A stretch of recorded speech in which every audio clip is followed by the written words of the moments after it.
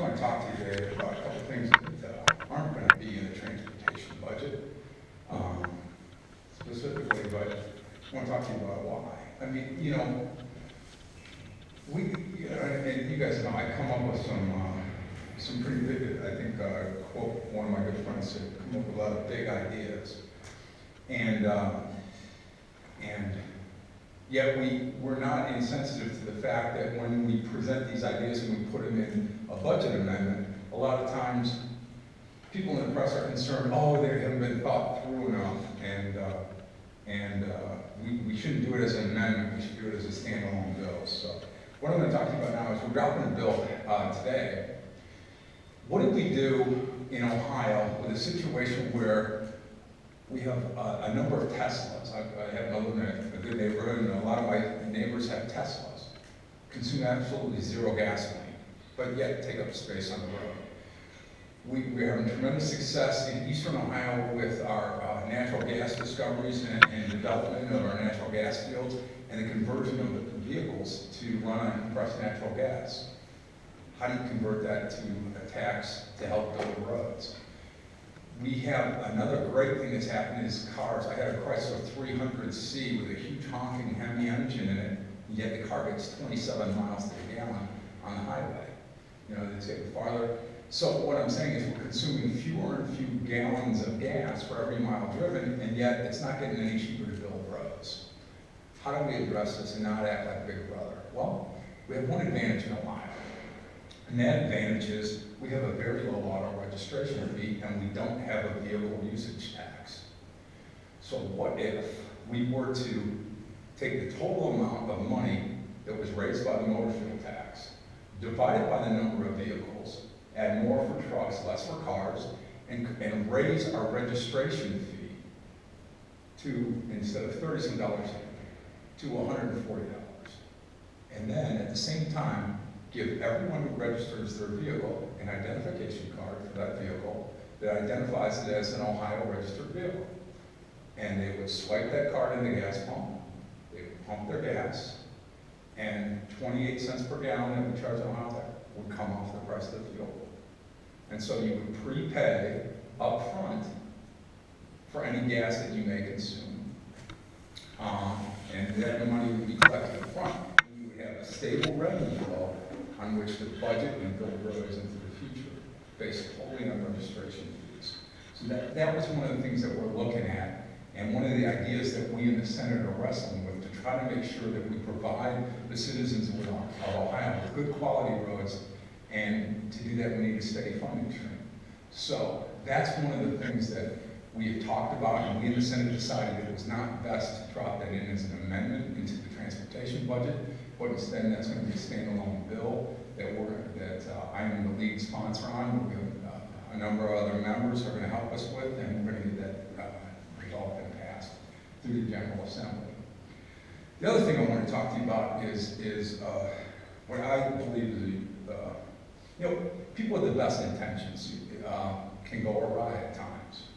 And we had a situation in Controlling Board a few years ago where the administration came into Controlling Board and said there's a big emergency, we're having a terrible winter, all this snow, there's a shortage of salt, we got to do something about it. We need an authority to appropriate $11 million for the state to buy an emergency supply of salt and that will be distributed throughout the state and related equipment as needed, and we need you to approve this expenditure, and we'll report back to you on what we purchased with it. So I looked at the situation and said, yeah, this is a dire situation. I understand that if there really is a salt shortage, we need to evaluate this, and maybe we just give the administration blanket authority to do this. A few months later, I read that the administration bought not one but 2 King Airs. And I said, well, where did the authority to buy 2 King Airs come from? They said it was in the budget. I read every line of that 5,000 word or 5,000 page document, and I'm a pilot, so I'm kind of an aviation freak. I would have saw an appropriation for 2 King Airs. There were no appropriations for King Airs in there. And they go, well, no, it went to Controlling Board. And I said, well, I'm on Controlling Board, and trust me, as my staff will tell you, and anybody in the administration will tell you, I reviewed every request very closely, including attachments. There was nothing on King Airs. And so we did a lot of investigation. We found that the administration claimed the authority to purchase the King Airs through the SALT request. And they said the $11 million that we appropriated, they bought related transportation equipment being two King Airs. Now, you know, I don't know if you guys have looked at those documents that they used to purchase it, but one of the first things you'll see is when they were selling the two King Airs, if you look at the inspection dates on there between 2014 and 15, you'll find that the C90, the 1973 C90 King Air that they sold, only flew 36 and a half hours in the last year that we owned it. And the B200 King Air, the bigger one, only flew 50.2 hours. Now, if you're not using the planes that much, you got to scratch your head as to why do we need to own those? Why can't we look at some of the NetJets and other great Ohio companies? Why don't we look at maybe procuring aviation services through them instead of an outright purchase? You know, I looked also at they traded in the two planes in the purchase, and they sold the bigger one for $1 million, and they sold the little one for $300,000. And yet, when you look today on aviation websites and stuff, you find that 1982 B200, you know, you can see them on the market today for $1.3, $1.4 million. So we might have underpriced that by 40%. And then you look at the other King Air, instead of getting $300,000, it looks like it's selling out in the open market for about $475,000. So you question as far as whether we obtain the best price possible for those. But my concern there is not, you know, I'm not happy with what happened. I'm sure everybody had the best of intentions, but when things aren't done through the legislative process and the administration acts on its own, mistakes can happen. And the great thing about working around this place, as I have for the last dozen years, is you get multiple sets of eyes on everything you do, and you get a lot of different experiences looking at situations and coming up with the best idea. So, you know, my concern there is that we must be careful, and I think you'll see it in the transportation budget that the Senate will pass. We must be careful that we don't allow the executive branch to usurp legislative authority, and we make sure that the legislature maintains its role with the power of the purse in the state. So, you know, while specifically those things I talked to you about today and our goals for transportation, why they're not going to be in the budget that you're going to see tomorrow, today and tomorrow, I think what you're going to see is the Senate standing up and saying, wait a minute, we have to bring back, make sure we keep authority in the General Assembly and make sure the authority doesn't just slide over to the executive branch of state government. So with that, I'll be happy to answer any questions. On the registration, it would just be your plate registration fee, right? Not titles or licenses or anything like that? No, it's just your... And how much would that generate? The exact same amount. So it will generate the 1 point, according to LSE, it will generate the same, I think it's $1.9 billion that generate. That's how we came up with the numbers. We took the total amount that the gas tax generates and we divided that number of vehicles. So it's a revenue neutral item. And that would be $140 per passenger vehicle, right? And the trucks would be higher. But then again, trucks consume more fuel, so they pay higher gas tax, so it's got more value to it. How much would an 18-wheeler cost them? I forget the amounts, but it's in the bill. I know most of my constituents, the first thing I know is the 140 for the car, so. Is the Ohio Trucking Association on board with this? I believe they will be, because if you look at it from their standpoint, they can just pay the one-time fee up front, and then they're done, they don't have to pay motor fuel tax once they go on. And in terms of adapting the pumps to make sure that they can take off the 28 cents, how's that going to work? By golly, the same way all your little rewards points and all that. I was talking to a gentleman whose family owns a number of gas stations throughout the state, and I said, well, now somebody told me you guys might be against this because you got to reprogram the funds. He goes, are you kidding me? No one's going to leave this state without their tank. If you're going to Myrtle Beach, you're topping your tank off before you leave the state. And I got a feeling a lot of guys are going to come down that hill in Kentucky and coast down on Baker to get back in Ohio. Say, 28 cents a gallon in gas. So I think the gas station owners will be very happy with this. Go ahead. You're sure that these numbers balance out, that they, Yes. okay.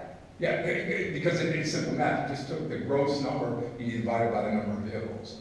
So I allowed research people at LSC did the adjustment between cars and trucks and kind of came up with that. And that we'll ferret that through the legislative process to make sure we get the number right. So the registration fee would be a one-time charge, where gas tax is every time you fill up. But these And you know the beautiful thing about this, I'm glad you pointed that out. You know, you go into my neighborhood and you got the guys with the Teslas. Well, can they afford, $100 extra? Yeah, I think they could. You know, some of us that have been blessed in life, some of us have a car that we only drive a little bit in the nice weather, and it's kind of a fun car. Well, guess what? You're going to be paying instead of paying $30, you're going to pay $140 for that car. You know what? You could probably swing it. What about the poor schlub who's still struggling making his car? He's got the old, 74 Vega hatchback, and it gets, 16 miles to the gallon. Well, he could really use the extra. It's going to cost him a little bit, but saving 28 cents a gallon, that's going to be a nice thing for him. And those kind of things I think are positives. Is there any possibility of a luxury car registration fee versus an economy car? We like, when I go into McDonald's, they don't ask me my income level. It's the price on the board, and so I liked it the way we did it, but that's the great thing about the legislative process. It lets both the House and the Senate take a look at that and decide what's best. So a 7-passenger gas guzzling SUV is going to be the same as a gas sipping Mini Cooper or Prius? Yep, same registration. So you're paying the 140, which is essentially you're paying the gas. My way. You're essentially paying the gas tax up front. Right. What if over the course of the year you buy more than whatever that is? I mean, you get that savings for the whole year regardless. Is that what you're saying? Yeah. You pay your $140 and you're done paying gas tax for the year in the state of Ohio. Now my guess is I think those numbers, I think the reason that the gentleman that I met, his family owned so many gas stations was, I think he was smiling so much as I think he realized, people that live on border communities such as the greater Cincinnati, Dayton area, a lot of times we'll be out driving around, we'll be in northern Kentucky, I'll just stop and get gas. You ain't gonna do that when you get 28 cents a gallon reduction by crossing the border back in Ohio. So I think those guys realize that Ohioans want to buy gas in Ohio. And the great thing about it is, if you get the border communities and they want to go in and you're a Kentucky or a Michigan resident and yet you spend a lot of time in Toledo or Cincinnati, you might say, you know what, I'm just going to register my car here. And we have an out-of-state provision that allows them to do that. So they get the same benefits as Ohioans to prepay that stuff up front. It's a lot better than Michigan does with Ohioans that have no own real estate up in Michigan or down in Florida. And I know my friends tell me they own property up there, tell me that they get a much heavier real estate tax in those states. It's a similar concept, but we're letting them buy into our situations. Do you think this